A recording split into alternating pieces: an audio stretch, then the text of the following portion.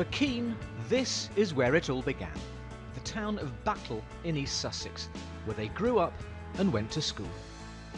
And this is Bexhill-on-Sea, just down the road from Battle. Now, these days, Keane can sell out huge venues such as the O2 in London.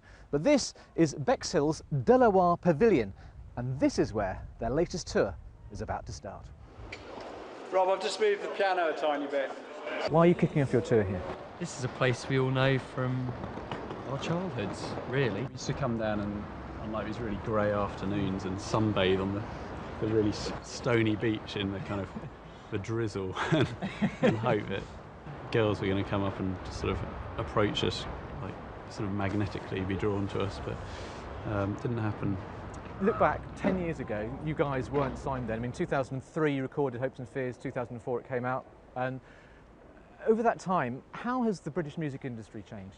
People listen more to singles and it's more driven like that. And so for a band like us who are very focused on making proper great albums, you know, and wanting to put 12 great songs on a record, it's very difficult to get people's attention for long enough.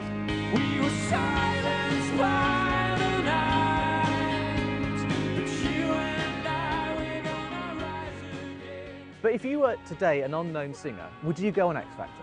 I don't think so. You're kind of crushed to fit, you know, in a certain way, and you become someone else's kind of baby, really. But Richard, you've described Simon Cowell as a insert expletive here. Have I? It's on the Keane website. I'm looking at it. Oh well, it must be true. There you go. I actually think he's one of the better elements of that world, just because of his kind of brutal honesty.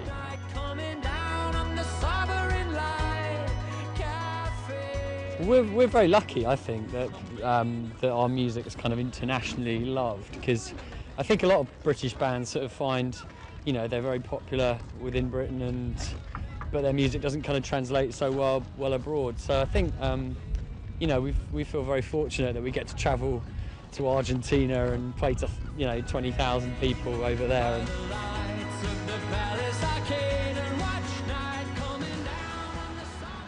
There's a song about this place, isn't there? Tell us about how that happened. We are outside the Sovereign Light Cafe, which is on the seafront in Bexhill, and Tim and I used to come here to warm up with a cup of tea when we come down to the beach. When you're not pulled, when we hadn't pulled, we'd admit defeat and go for a cuppa here. Keane have written a song about this cafe. What do you make of that? I think it's marvellous. I think it's wonderful, and it'd be really good for Bexhill, bring in lots of tourists.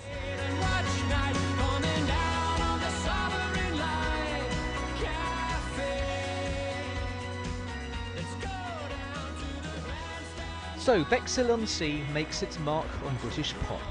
That is a first. Tim Muffet, BBC News.